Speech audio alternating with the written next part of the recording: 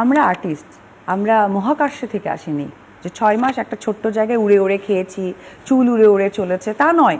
হঠাৎ করে উনি বলতেছে যে আমাকে নাকি দর্শক বিহায় বলে। কারণ যে দর্শক বিহায় বলে তাহলে সে মনে হয়েছে বিভিন্ন সম্পর্কে নিজেকে জড়ায়। তা আপনার যে সম্পর্ক আছিল বিভিন্ন নায়িকাদের সাথে, এইটা কিন্তু লাস্ট। হ্যাঁ, একদম। মাত্র দুটো?